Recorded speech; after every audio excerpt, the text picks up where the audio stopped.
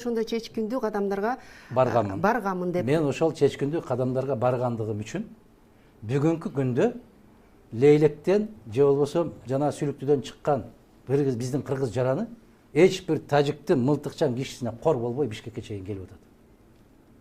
Андан ары карай маселени чечкиле. Андан бери 11 жыл өттү. Кезектерип жүрөсүнбү? Ал жерде коюлуп атат. Баягы Көкташтагы көпүрө. Ал биздин баланста турат. Бизде ушундай бир кемчинтойлук, бир акыл, мындай бир кемчилик пайда болду да жана жетекчилерде. Биз берип коюп турбуз. Атаңдын башына бересиңби?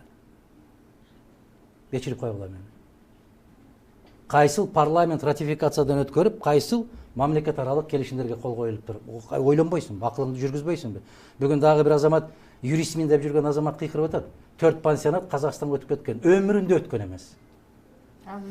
Азимбек Анаркулович деп эле айтып бериңиз да. Азимбек Анаркулович бүгүн сизге дагы 4 жерди берип салды деп атат сизге. Мындай 3 протоколдо колуңуз бар. Кызматка баруу үчүн бийлик экзамен алат. Экзаменди алар тапшырманы коет. Мадумаровду канчалык деңгээлде каралай аласың? Анан азаматтар чыгып барып, кече маалымат жыйында айтып бердик. Бекназаров деген фамилияны атаган да жокмун, айткан да жокмун. Эми үчүн өзүн алып атат, кыргызда керемет сөз бар. Сөз ээсин табат дейт. Сөз ээсин табат. Мына менмин деп бүгүн чычаңдап чыга калгандыгы ошондон бир далил. Анан болгондо дагы Аки пресске берип атат, билебиз да кандай экенин, эмне идеологияны жүргүзүп аткандыгын. Бүгүн толук түрдө мөөр басылды Бекназаровго. Ишке жарайт деген мөөрдү басты. Азамат деди. Бүгүн басылат да, эми ошол жүрөккө жазылат. Анан экинчиден кызматка баратсаң, менсиз эле бара бербейсиңби? Мага десең томолонуп кетпейсиңби? Мага асылбачы айланайын. Тарыхта эки инсан, эки киши, эки түрдүү инсан тарыхта калат. Бирөө улуу иштерди жасагандыгы үчүн, экинчиси ошол улуу иштерге тоскоолдук кылып, ызылдап аркасында ырылдап жүргөндүгү үчүн. Баланчы менен каршы күрөшкөн деген. Мына бүгүн көрдүңүздөрбү? Эч кандай жытыда жоголуп кеткен кишини бүгүн кайра улам мага телефон чалып, теги киши демектен деп ары карай кетсин. Кыргызстанда Кудайга шүгүр, башта 40 жылда келсе, азыр 4 айда келип калып атат чындык. Ушул кезге чейинки айтылган чындыктардын баары келди.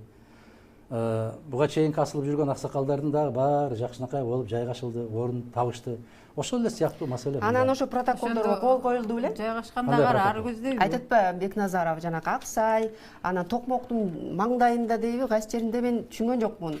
Андан тышкары 3 протоколдо сиздин колуңуз бар. Мадумаров чек ара маселесине келгенде мындай тынч эле отуруш керек. Бекназаров юристмин деп жүргөн киши билиш керек да, Мадумаров президент боло элек.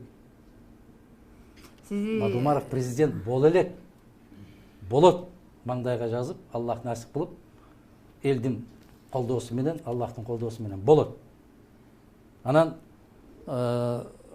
мындай бир көкүрөк кагып, өтө атактуу юристмин деп жүргөн азаматтар ушул жөнүндө билбесе, өзү да айтып атпайбы? Мен ага караганда бир аз эмне деди? Азыраак айкырам деди. Жок, безграмотныйракмын деди, мындайракмын деди. Билдим ушул сыяктуу бир сөз айтты.